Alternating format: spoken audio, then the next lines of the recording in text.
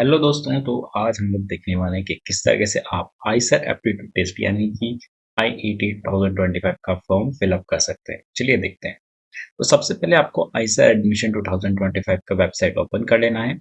आप जैसे ही थोड़ा सा स्क्रॉल करेंगे तो आपको यहाँ पे एक ऑप्शन नजर आएगा जहाँ पे आपको लिखा होगा click here to start an application. आपको इस पे क्लिक कर लेना है।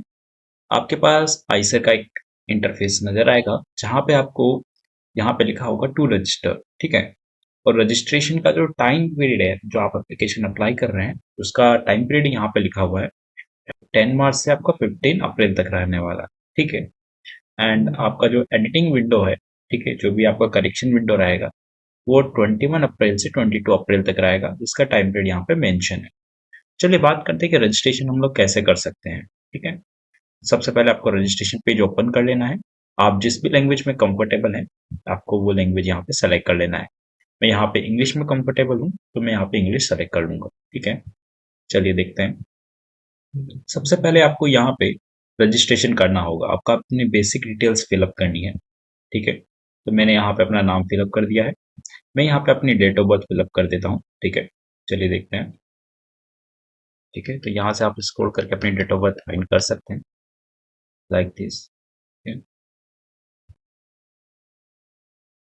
तो मेरा डेट ऑफ बर्थ कहाँ पे आएगा, बिटवीन दैम आएगा, राइट।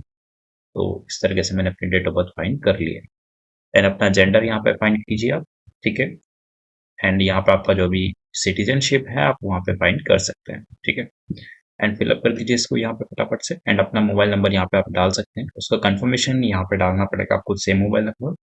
आपका जो ईमेल आईडी है वो आपको, जो कि अभी एक्टिव है आपके मोबाइल में, अभी फिलहाल ओपन है, आपको वो ईमेल आईडी यहाँ पे डालनी पड़ेगी। क्योंकि जो आपकी ओटीपी जनरेट होती है वो दो ओटीपीज होती है, आपके मोबाइल नंबर पे भी आएगा, एक आपका जीमेल पे भी आएगा। ठीक है। तो मैंने यहाँ पे अपना मोबाइल नंबर डाल दिया। मोबाइल नंबर मैं यहाँ पे अगेन डालूंगा। ठीक है। एंड मैं यहाँ पे अपनी जीमेल को फिलअप कर देता हूँ। ठीक है। ठीक है। इसी को कॉपी पेस्ट में यहाँ पे करने वाला है। यहाँ पे कॉपी पेस्ट का सिस्टम नहीं है तो आपको अगेन वही क्या करना पड़ेगा, यहाँ पे टाइप करना पड़ेगा। आपको अगेन चेक कर लेना है कि आपकी आईडी एकदम सही है। ओके। तो हम लोगों ने यहाँ पे अपनी जीमेल फिलअप कर दी है फाइनली। ठीक है। फिर हम लोग यहाँ पे जनरेट ओटीपी पे क्लिक करेंगे तो आपके पास ये इंटरफेस नजर आएगा जहाँ पे आपको सबसे पहले कैप्चा डाल देना है। मैंने कैप्चा को यहाँ पे डाल दिया है करेक्टली। एंड आपको इस पे क्लिक कर देना है। आपके मोबाइल पे दो ओटीपीज आएगी। पहला आपका मोबाइल नंबर पे आएगा, एंड जो कि मेरे पास आ चुका है अभी। ठीक है। मैं यहाँ पे इसको फिलअप कर देता हूँ। ठीक है। यहाँ पे एंड आपके एक जीमेल पे भी आएगी। ठीक है। जीमेल पे आपको जो ओटीपी आएगी वो आपको सबसे पहले जीमेल अपना ओपन कर लेना है।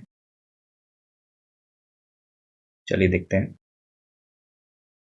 तो आपको यहाँ पे अपनी ओटीपी फिल कर लेनी है। आपको यहाँ पे वैलिडेट पे क्लिक कर देना है। ठीक है। इसको कंफर्मेशन के लिए। एंड देन आपको उसको स्क्रॉल डाउन करना है। यहाँ पे अपनी जो कैप्चा है अगेन आपको फिलअप करने हैं। ठीक है। देन रीवेरीफाई पे आपको क्लिक करना पड़ेगा।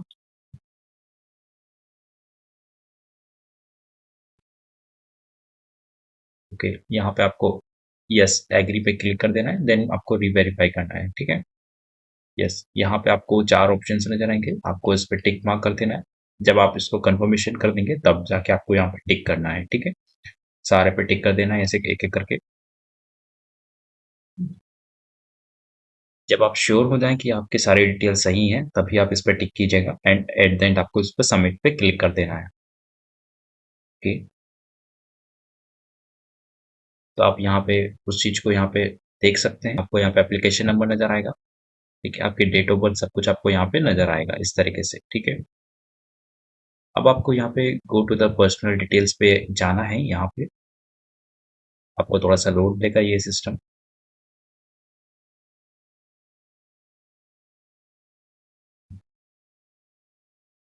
देन आपकी यहाँ पे सारी की सारी पर्सनल डिटेल शो हो जाएगी।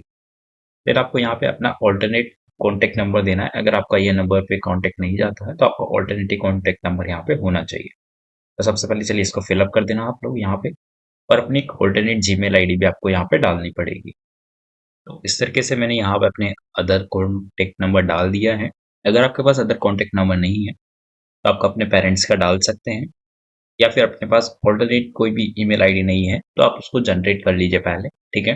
पहले बना के रख लीजिए एंड देन आप उसके ऊपर ये डाल सकते हैं, ठीक है? चलिए बात करते हैं आपकी कैटेगरी। आपकी कैटेगरी के अनुसार आप लोग यहाँ पे अपनी कैटेगरीज़ फिल अप कर दीजिएगा। कैटेगरी के यहाँ पे कुछ इंस्ट्रक्शंस गिवन हुए हैं पहले से ही, ठीक है? If you are not able to change your category, ठीक है, once you fill the application form, ठीक है, अगर आपने एक बार अपना एप्लीकेशन फॉर्म फिलअप कर दिया तो आप बार बार कैटेगरी चेंज नहीं कर सकते हैं, ठीक है? तो इसलिए आपको एक ही बार में सारा का सारा करेक्ट डाटा फिलअप करना है रिगार्डिंग द कैटेगरी। ओके, अगर आप किसी भी कैटेगरी से बिलोंग करते हैं जो कि यहाँ पे मेंशन्ड है, ठीक है, तो आपको यहाँ पे वैलिडेट सर्टिफिकेट आपको आपको गिवन होगा, ठीक है?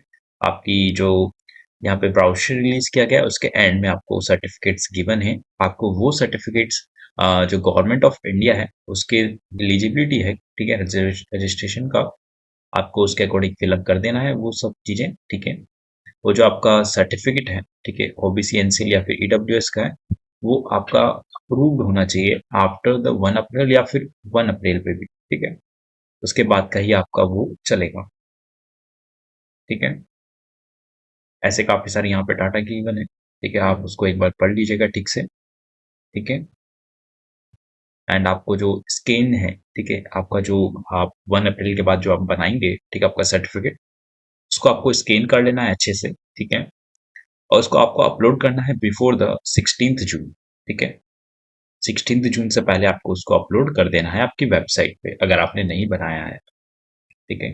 तो चलिए मैं अपने सबसे पहले जनरल कैटेगरी जो जिससे मैं बिलोंग करता हूँ मैंने वहाँ पे फिलअप कर दिया है। देन आप अपने किसी भी एक गार्जियन को सेलेक्ट कर देना है, ठीक है?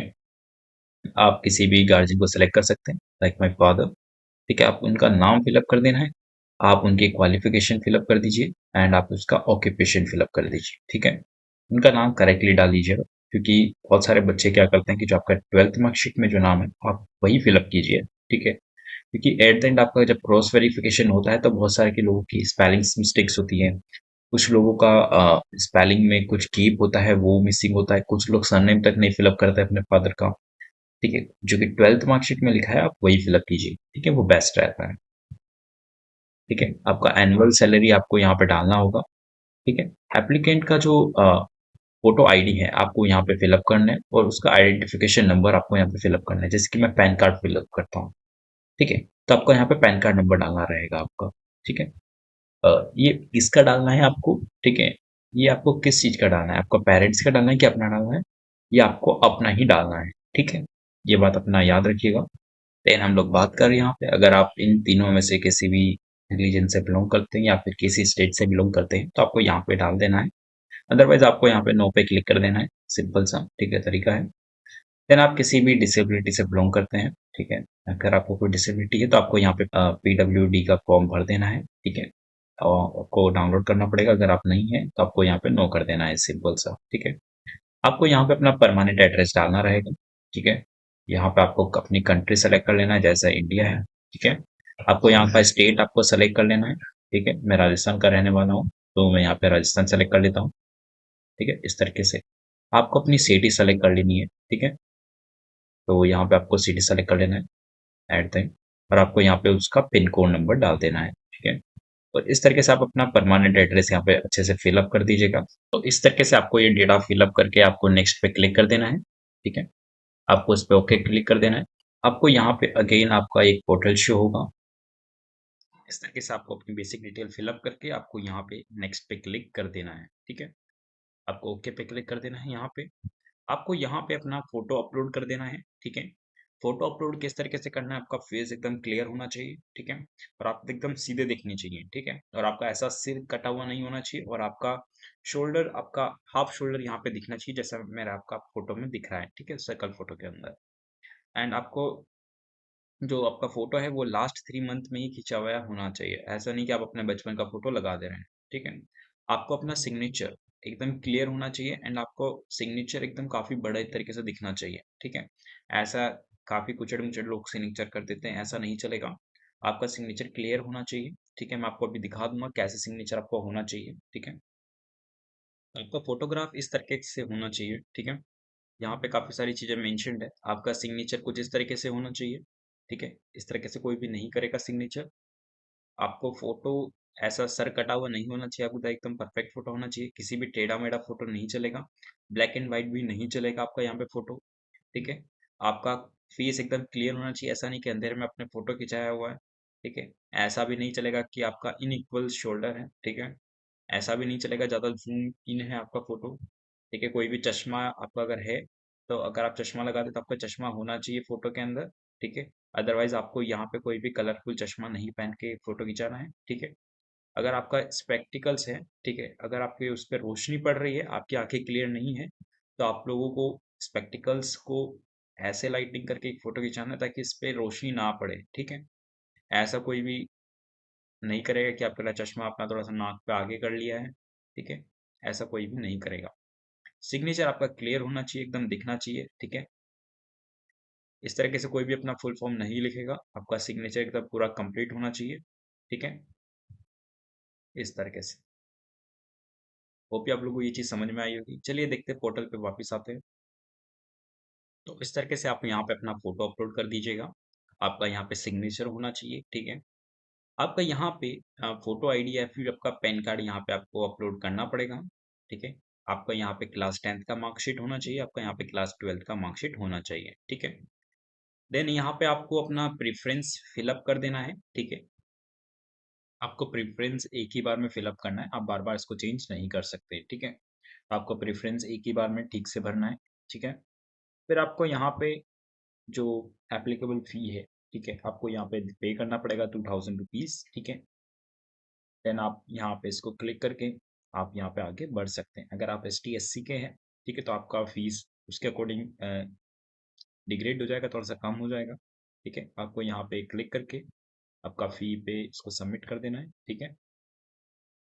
देन आपको यहाँ पे कैप्चा डाल के अपना फ़ोटो-वोटो सब कुछ अपलोड करके आपको इस पे क्लिक कर देना है। देन आपका यहाँ पे डायरेक्टली वो सब जो भी एट द एंड प्रोसीजर रहता है वो आ जाता है, ठीक है?